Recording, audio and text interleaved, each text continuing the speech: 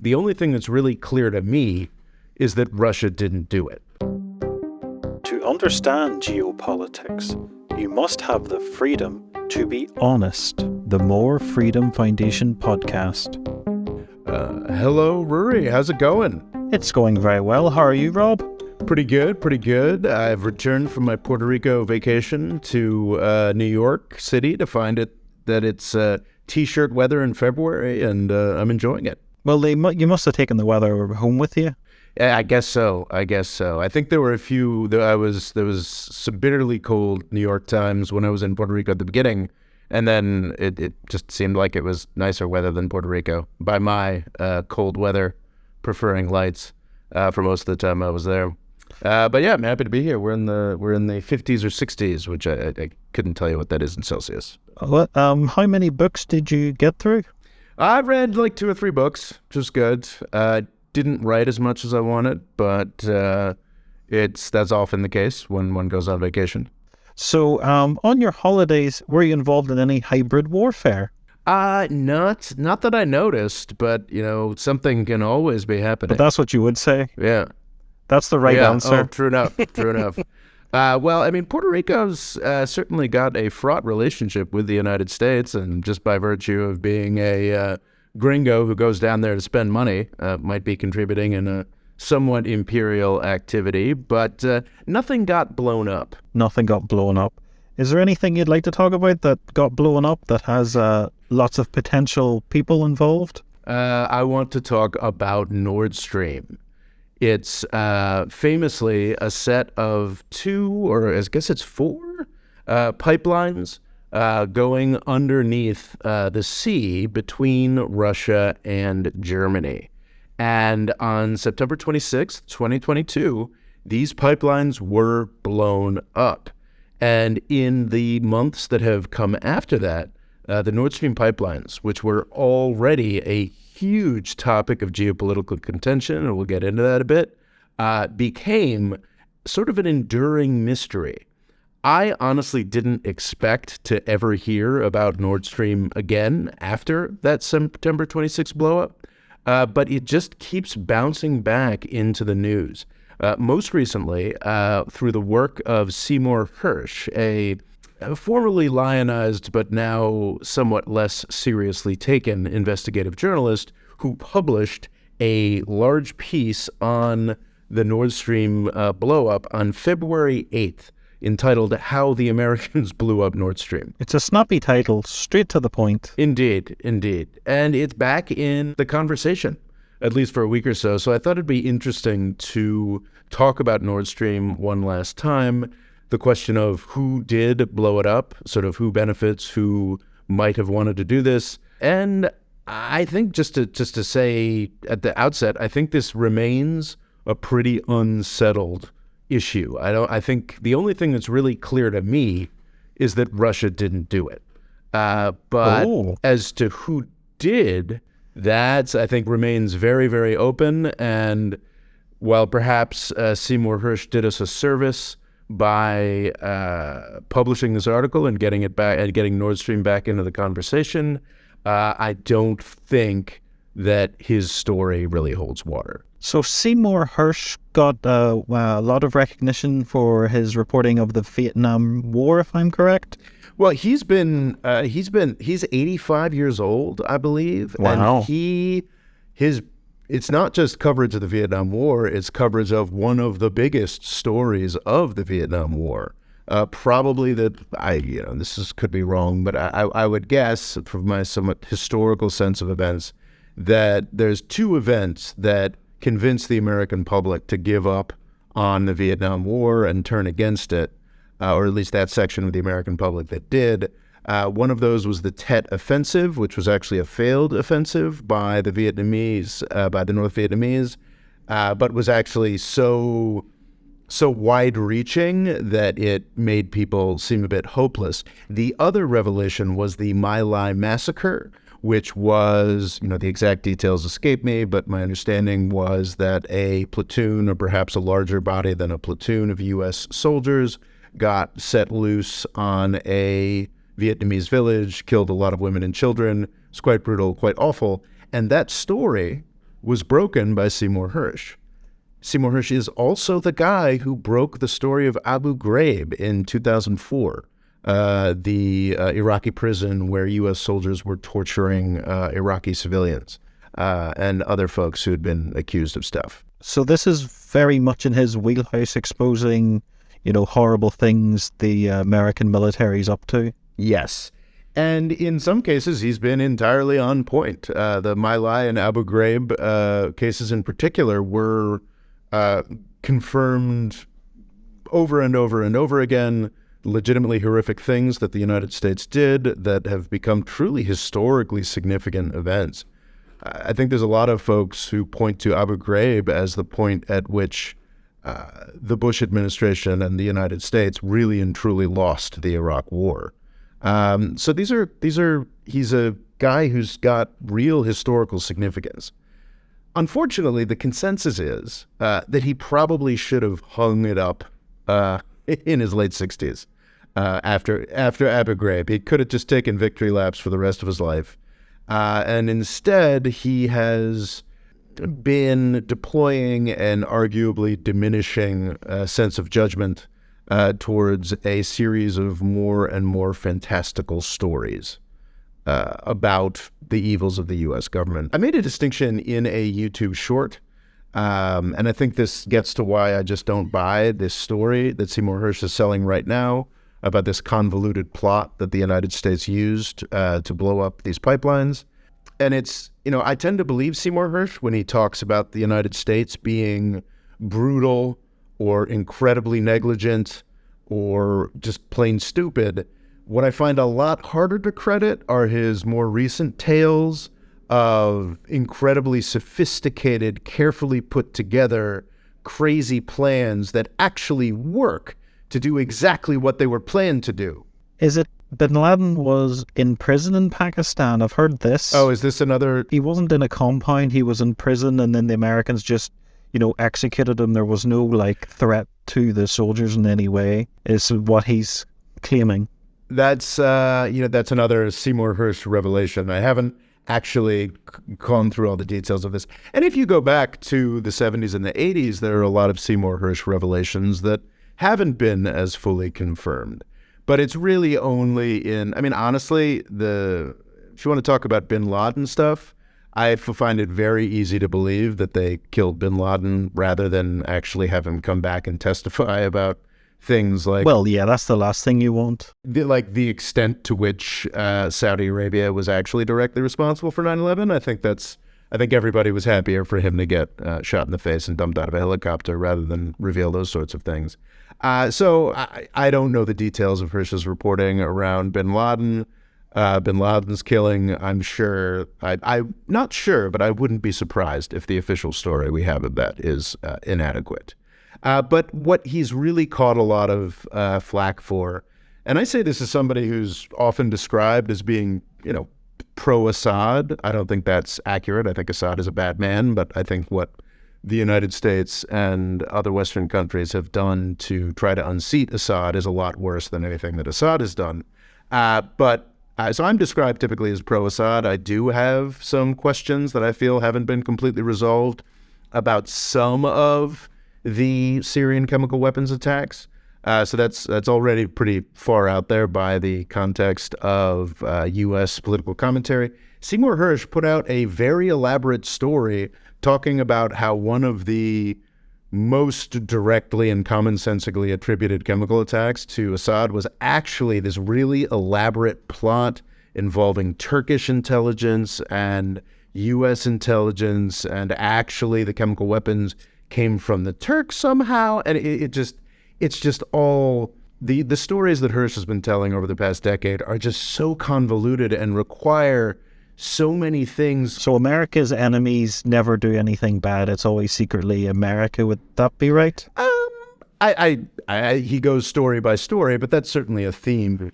That's certainly a theme that he's been developing. And, in his defense, he's had some really great stories that have turned out to be accurate. It's the complexity and it's the Rube Goldberg nature of the stories that he's trying to sell. I mean, the U.S. government, the U.S. foreign policy establishment is again, I can easily believe anything about its negligence or its mistaken brutality or its just plain nonsensical, irrational evils. I can believe that, but this idea that this incredibly convoluted 1960s style James Bond story of all of these different national intelligence actors coordinating to carry out this exact same result, that and they get exactly the result that they want. It doesn't seem like reality to me. It doesn't seem like the reality of foreign policy or the competence or ability of any national government that exists currently. It just doesn't. It seems like a fairy tale. Is he profitable with this? Because I see him.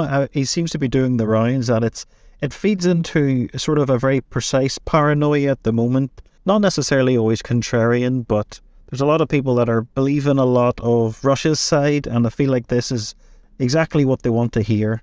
Oh, I don't know about profitable. I honestly don't even.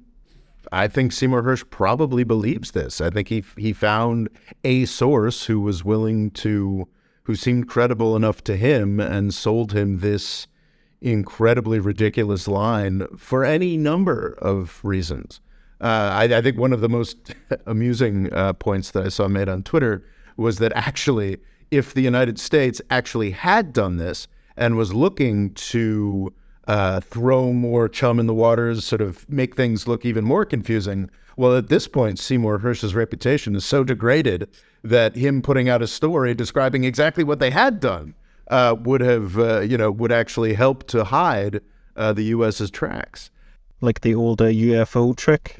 Yeah. So I don't think Seymour Hersh is going after some profit motive. After the very successful, very accurate Abu Ghraib reporting, he could have just done, he could have easily retired to some sinecure, some collection of sinecures all over the place. I think he's an old guy who wants to stay in the thick of things, and somebody gives him a story and he runs with it. I don't. Well, I've heard him being criticized, in his later years for relying on anonymous sources, and then, the sources are never revealed. So it's almost like you can kind of say whatever you want. An anonymous source told me this. Well, an anonymous source is that's a pretty established part of journalistic practice. I think we only learned who the key Watergate source was in the past 5-10 years, 40 years later. I think the problem that everyone's pointing to is not just the anonymous source,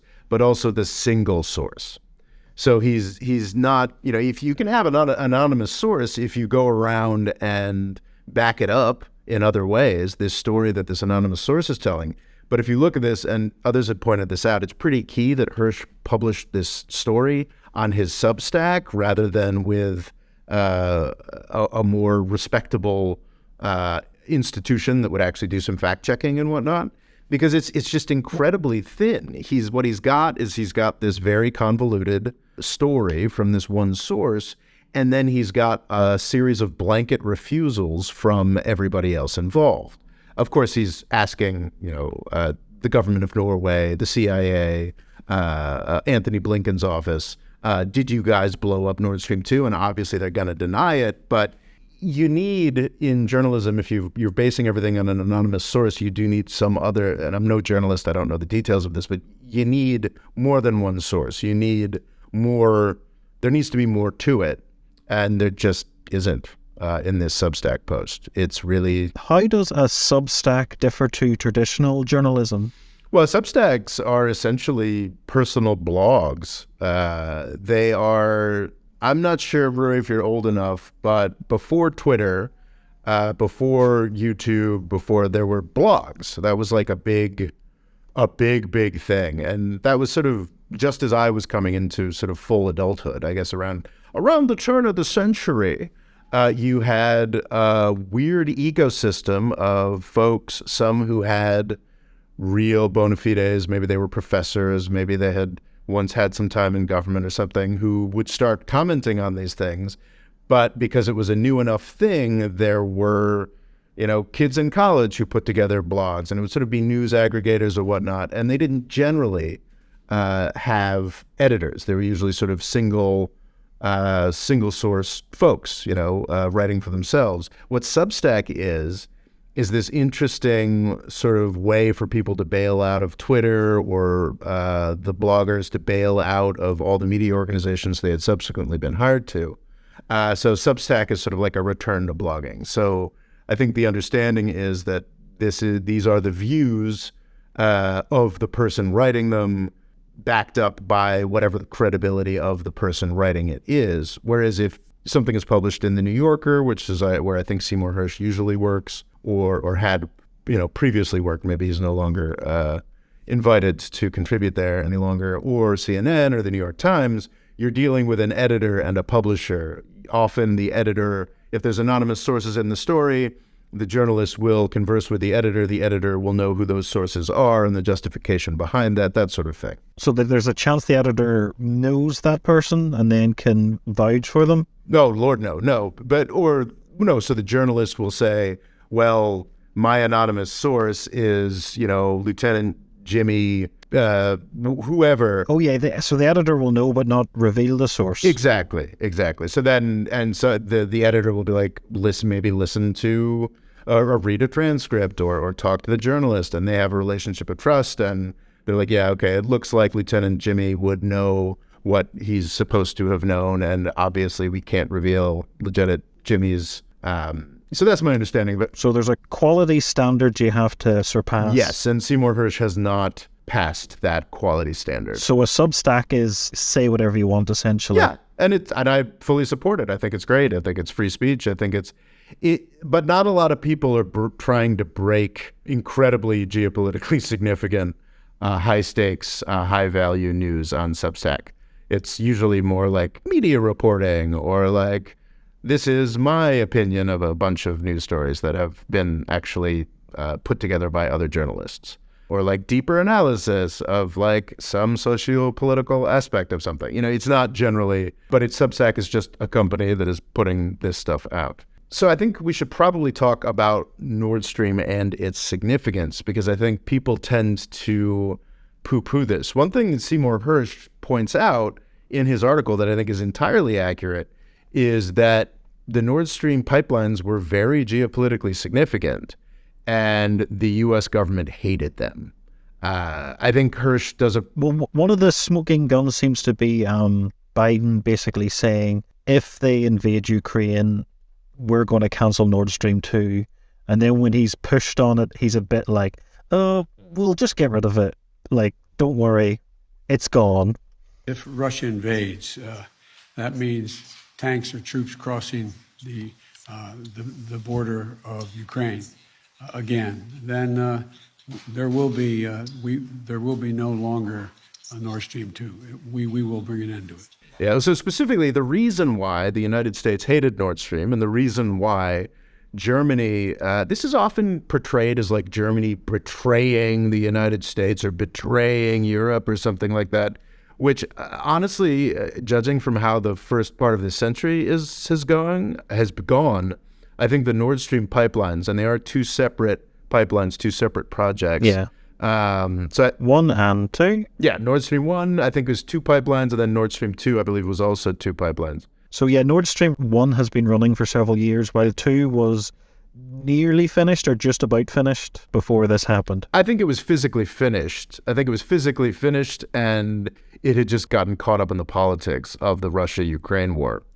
So the point of this is to allow Germany, which is a tremendously significant consumer of Russian gas, to get gas from Russia without having to deal with the intricacies of Eastern European politics, specifically the way that the United States had been very eagerly weaponizing Ukraine against Russia for decades. I think that's never quite pointed out as to why the U.S. was so angry about this, was because what Nord Stream 1 and 2 did, and I think Hersh does a fairly good job of illustrating this in his article, what Nord Stream 1 and 2 did was restore a little independence to Germany from the United States, the country that has been militarily occupying them for 80 years and had just gone dramatically against their wishes over the first decades of the 21st century to destroy the Middle East, and dramatically destabilized the European Union, leading to Brexit.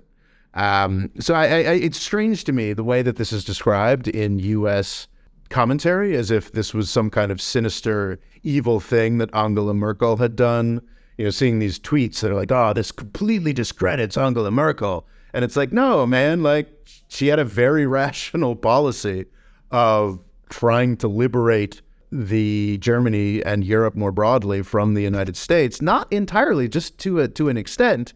And Vladimir Putin really frickin' screwed it up, you know, because Vladimir Putin's an idiot. Well, it's also just the gravity of economics. Like, Russia is just very close. And once you cut out all those other countries, you just have the Gulf of Finland and all sorts, which is theoretically much simpler because you don't have another country that can just turn it off. Yeah, there's no theory about it. Much, much simpler. And that's sort of the whole point, because there was already, through the Orange Revolution, there were other instances of Russia or Ukraine shutting off gas access.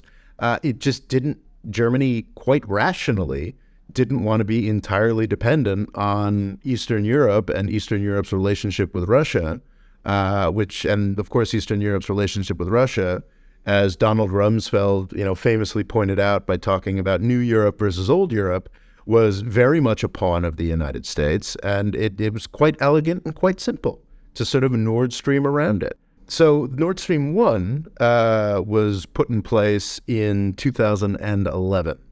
And then Nord Stream 2 was built over the course, well, argued about, and then I think physically built during the second half of the 2010s, and was finally finished in 2021, 2022, where it got hung up on all kinds of approvals and controversies related to the Ukraine war.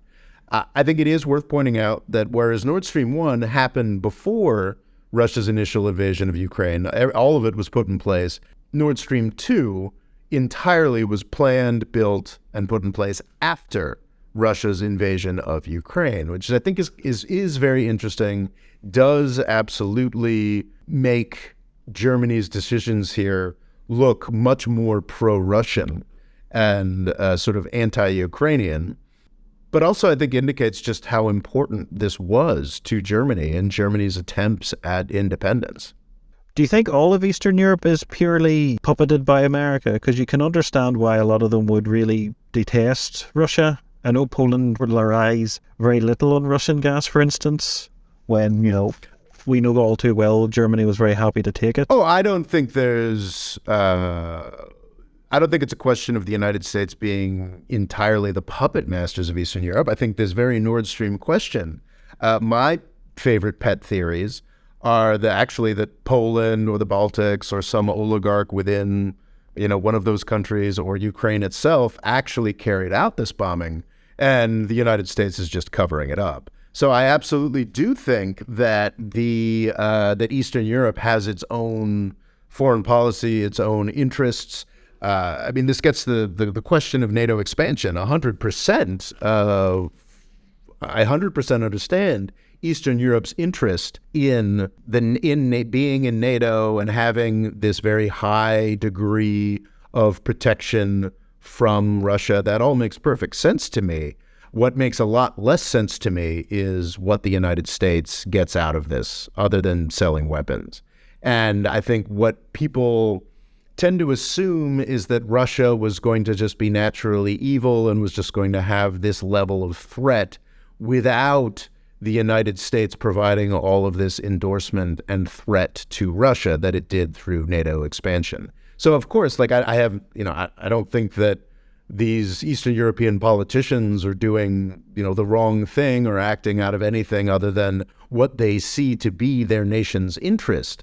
I just don't believe that necessarily all of Eastern Europe being in NATO was conducive to peace and security in Eastern Europe, which I think has actually been pretty clearly demonstrated. We've got, a couple 100,000 dead if you include both sides at this point? Oh, definitely. It'll probably take a long time to fully understand the losses. Yeah. So what happens is the United States provides a framework within which Eastern European countries act according to what they perceive to be their national interest.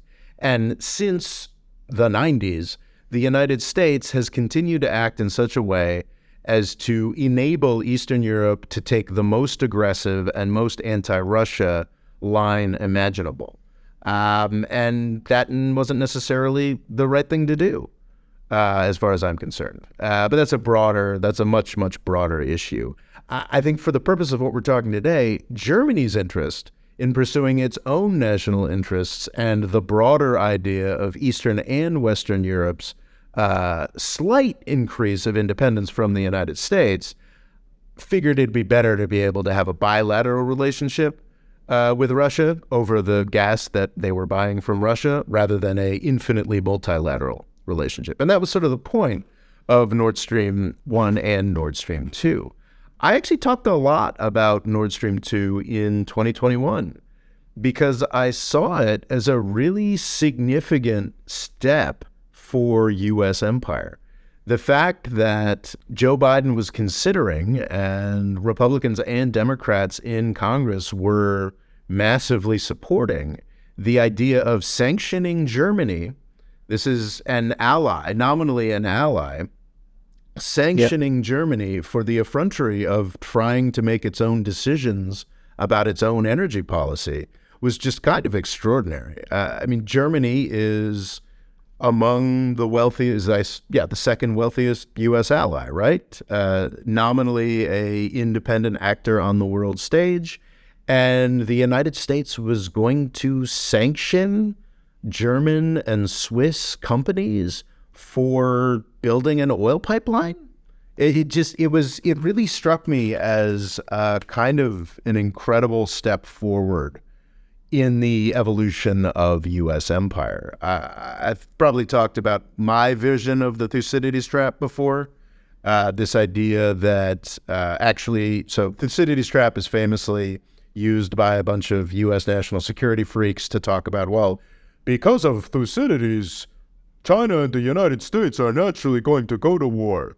It doesn't indicate to me someone who's actually read Thucydides. What Thucydides talks about is the process through which Athens transitioned from a coalition of states that had achieved a worthy goal, kicking the Persians out of Greece. This would be, the United States defeating the Soviet Union would be the analogy.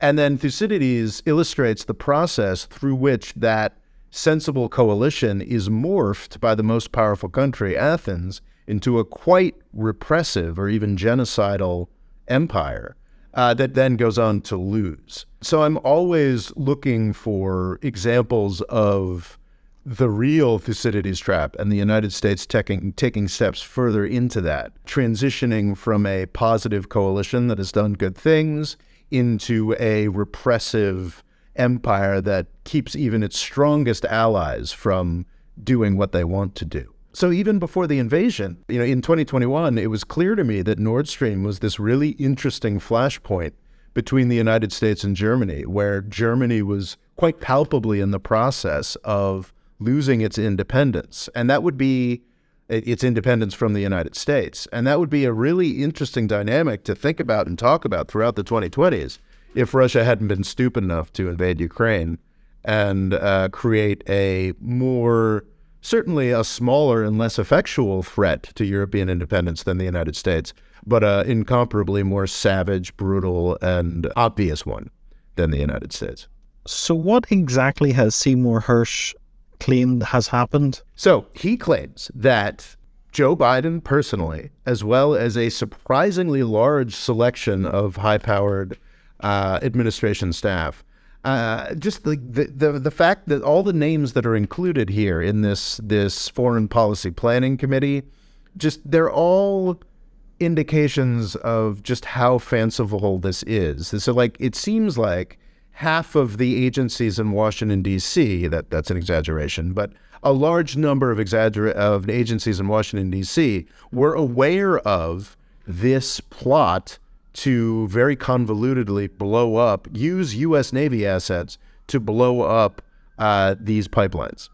And I just don't buy that all of these people were going to be capable of keeping this a secret until Seymour Hersh really a year after the planning process started, stumbled on this one magical source. There's a lot of weird details in here. So apparently they're going to do an end run around all the normal special forces people. What's an end run mean? Sorry, to essentially, instead of using special forces groups that supposedly have a much more transparent reporting authority with the U.S. Congress, that's certainly news to me, and directly controverted by some stuff I put together on the channel recently. But supposedly, U.S. Congress has this really, really transparent reporting relationship with JSOC, with the Special Operations Command. This incredibly high-powered list of the most famous names in the Democratic administration decided to work with an obscure part of the U.S. Navy diving team or something like that.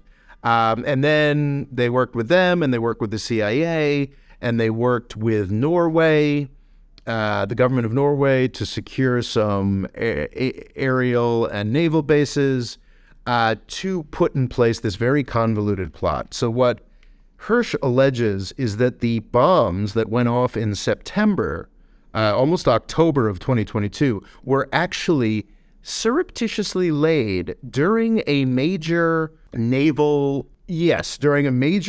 exercise called Bolt Ops in June. So again, with this story, we're accumulating not just dozens, but probably tens of thousands of people who had to just not talk about what was going on here.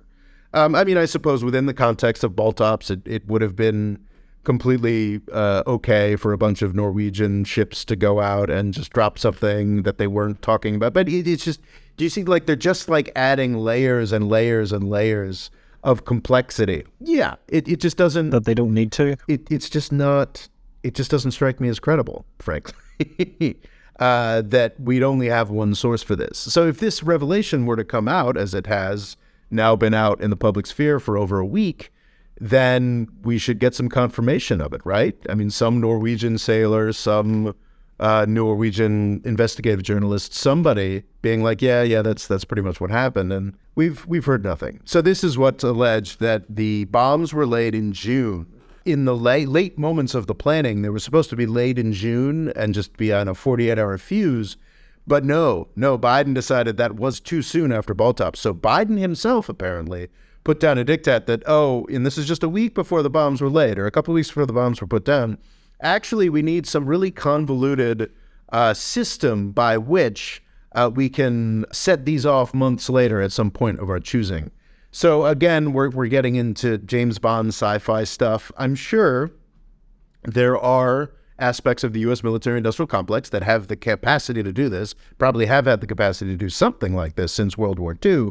But the idea that on short notice it was put together, applied to this, and worked flawlessly, it's just, it's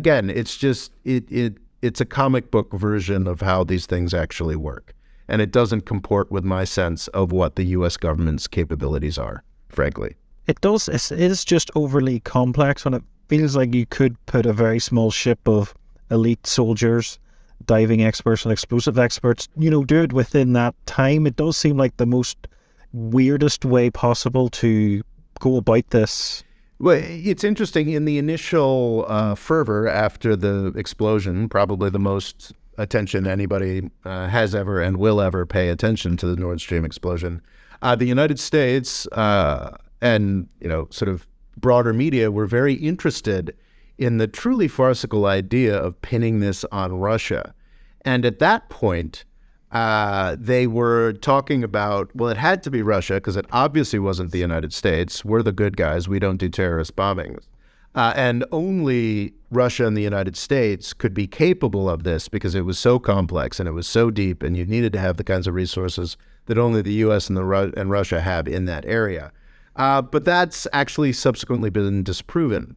One reason why I think that the United States absolutely did not do this was because the Washington Post, which is often, I think, described by me as the house journal of the military-industrial complex, in December, this was a full 2 or 3 months after the Nord Stream fervor, the actual event had happened and it was sort of slowly being disappeared, the Washington Post came out with an article saying, actually, the United States doesn't think that Russia did it.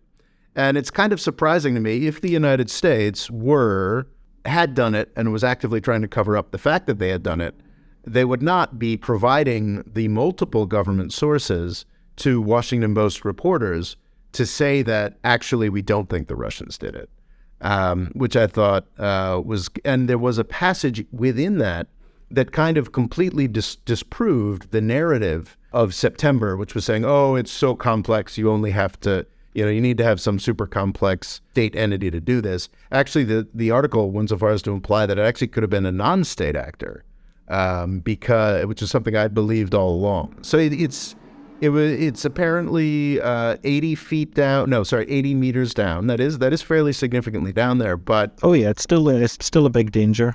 Yeah, with some kind of submersible, with any one of a number of military companies that are available to oligarchs and countries, there are a lot of possibilities. But it's also when you combine two dangerous things. I remember the highest fatalities for UK jobs is a deep sea welder. Oh, wow. So when you combine two dangerous things like explosives and deep sea, it is quite a skill set. Very few people would have that. I'm not totally sold on the non-actor, but, what do I know? Oh, no. Rory, it could have been the United States doing it exactly as Seymour Hersh described it. Oh, yeah, it could be.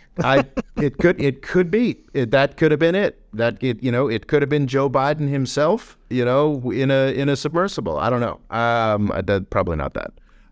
The only thing I'm quite confident of is that Russia did not do this. See, I'm under the impression they did do it. You're under the impression they did do it? Yes. How so? Putin, well, I believe the war was started because Putin doesn't want to get Gaddafi'd. Mm-hmm. I think I have a very simplistic view. That's probably true. Every time his polls go down, suddenly he takes a bit of Ukraine. Then they went as high as they ever have. And then when they plunged again, he's now invaded Ukraine again. So I think it's possible that when people behind Putin would want to, if they were like, this war's going horrendous, if we replace him, straight away we're getting huge amounts of money with Nord Stream 1 and 2. So I feel it may have been a way to prevent anyone replacing him. This is like we're all in this together until we either all win or all die. So you can't replace Putin at this point. It's like there's no easy money, it's all gone. But the other thing is, if they get the land that they want in Ukraine, there's huge amounts of gas there. So it's like we could just sell them gas from Ukraine, our new annexed territories. Yes, they'll be maybe 10 years and they'll say bad things, but we can sell it to other people.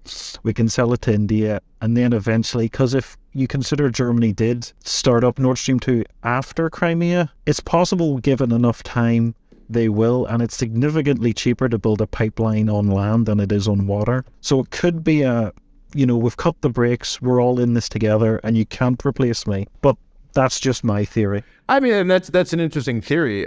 Where I think it fails, and you know what, that again, just like Seymour Hersh's story, that could have been exactly what happened. Rory could be exactly on top of this.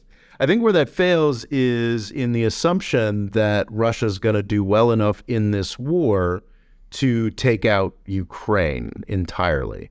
And I just don't see any basis for that. In fact, I think if Russia were to begin to become that successful, I think that what you would finally see, which we haven't seen yet, is large-scale Ukrainian sabotage of those gas pipelines. The thing that Nord Stream provided and no longer provides, this is why I think an Eastern European possibility is so compelling here. What Nord Stream provided and was a centerpiece, the centerpiece to Russian strategy at every phase of this war, including the time running up to it. The idea is that at some point, what Russia fundamentally was working towards and hoping for up until September was the ability to break the alliance and for Germany to be like, you know what, we need some sort of ceasefire. Germany no longer has that capability. in the context of receiving any gas, Russian gas at all, with these pipelines being gone. It is now in it forever. And that is just so counter to Russia's interest. What I do find somewhat plausible is that Putin sort of knows that, he's in danger, and, this is Putin's personal choice to give nobody the possibility to discard him. That seems plausible, I guess, to a degree. What does not seem plausible to me is this idea that, we're just going to somehow magic up a situation where these Nord Stream pipelines that we devoted incredible sums of money to and diplomatic weight to, just don't matter. Like, I don't see that. I just don't see that at all. I think But I feel the same argument could be put towards the war in the first place. It's such a stupid thing to do. It's like, beforehand it did seem like a ridiculous thing to do that would waste so much money. Sure. But the blowing up Nord Stream is irrecoverable and also makes the war interminable and unwinnable from Russia's perspective.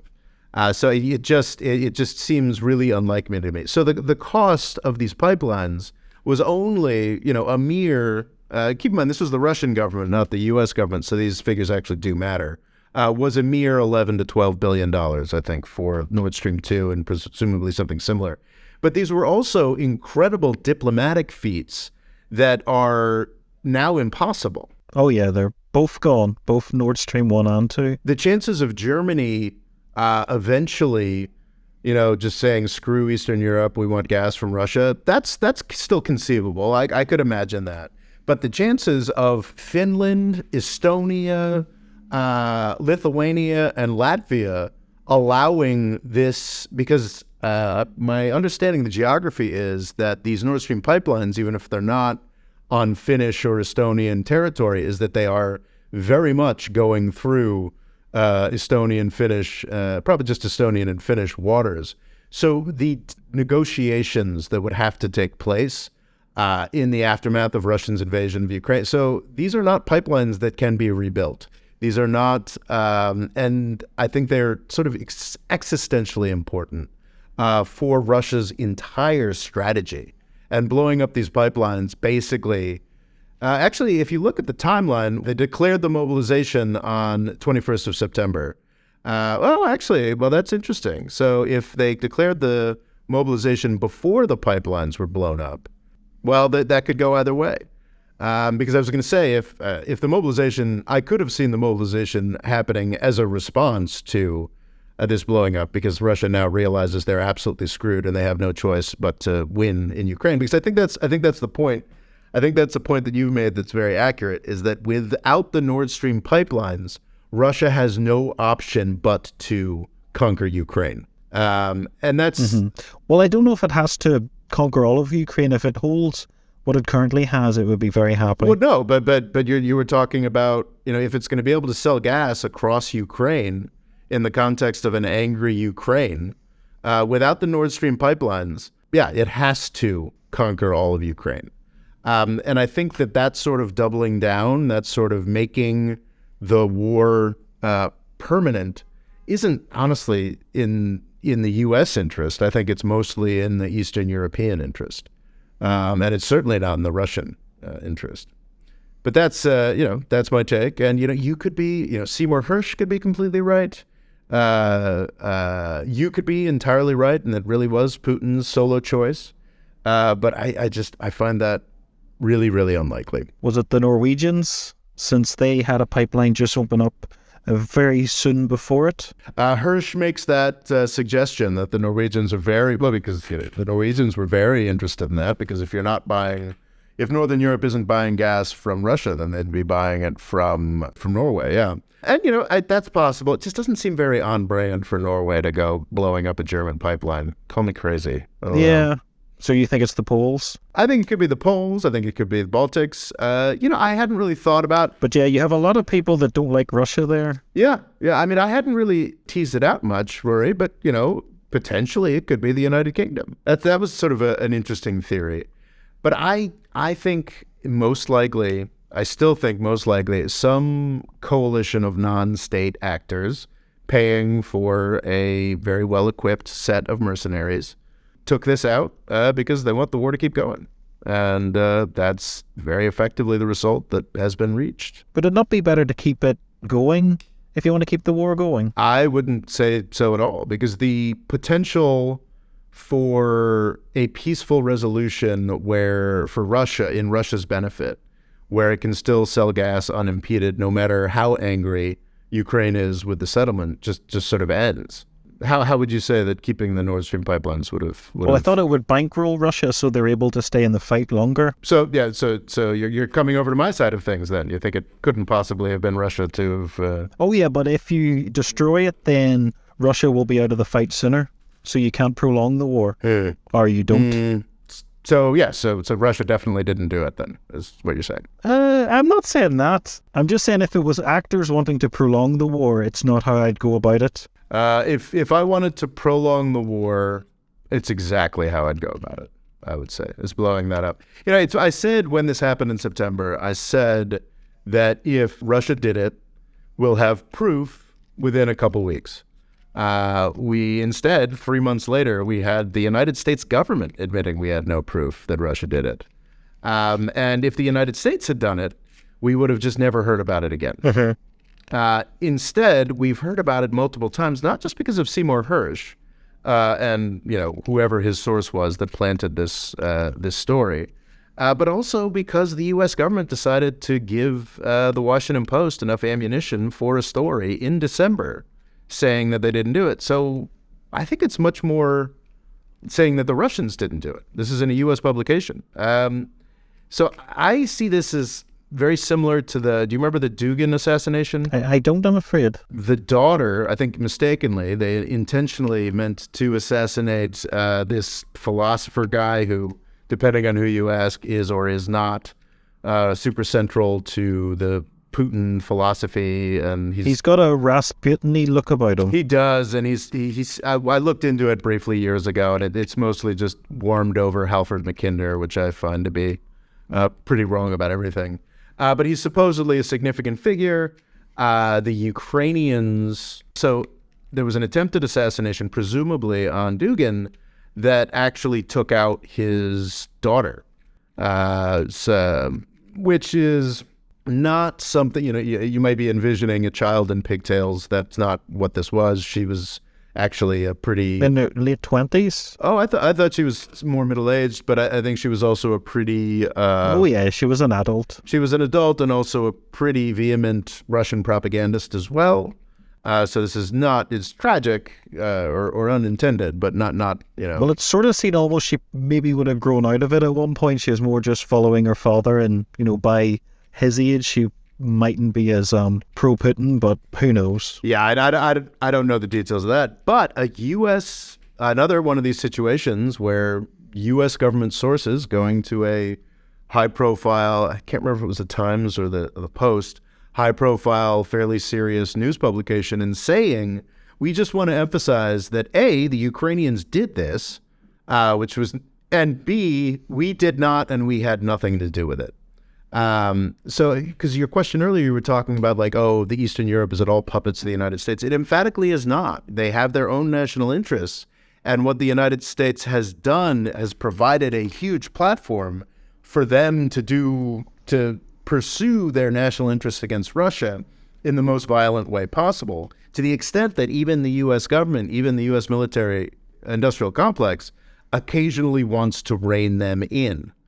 And I think the fact that we're still hearing, this is getting a little into tinfoil hat territory, but I think that the fact that we're still hearing about Nord Stream at this point is an indicator that the U.S. government wants to make clearer to over-enthusiastic subsidiaries that they probably shouldn't do that, and that the U.S. government has the potential to rein them in or embarrass them or potentially put them in a position where they could be prosecuted if they don't behave. Of course, the U.S. government doesn't want to do that, doesn't want to create large-scale embarrassment for NATO or the United States. But I think with these stories, with these leaks, by making just the fact that we're still talking about Nord Stream 6 months later, or not 6 months later, but 4 or 5 months later, is a way for the U.S. government to subtly, carefully rein in folks on their side and say, you can go to a certain extent, but don't go too far.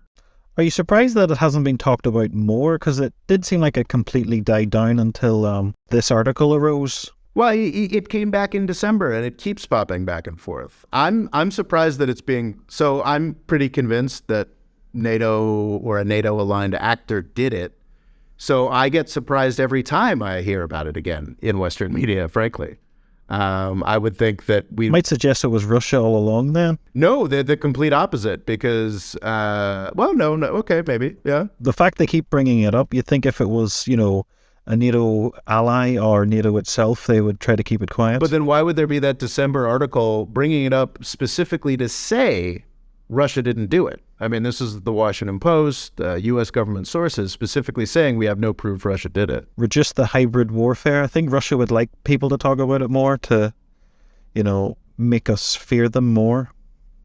Yeah. It's also a way of reducing gas to Europe because their big plan was to freeze Europe. Yeah, I just don't buy it. Just don't buy it. Just don't buy it. Maybe it was Vladimir Putin. Maybe it was Seymour Hersh's Special Naval Division. Maybe it was Chinese UFOs. Who knows? It is that time of year again. It's entirely possible. It could be any number of these things. I hope that this episode has been more clarifying rather than less. But Nordstream, it's an interesting mystery. I don't think it'll ever be solved. Well, I think it may be in like 50 years at the bottom of a headline, it'll just be like, oh, we found out who did it. Quite possible. Someone on their deathbed had a camera and showed us everything. Deathbed confessions. The More Freedom Foundation is also available on YouTube and TikTok. Rob's Twitter is RobO'Law, and he's also written a book called Avoiding the British Empire, What It Was and How the US Can Do Better. And music provided by Kevin MacLeod.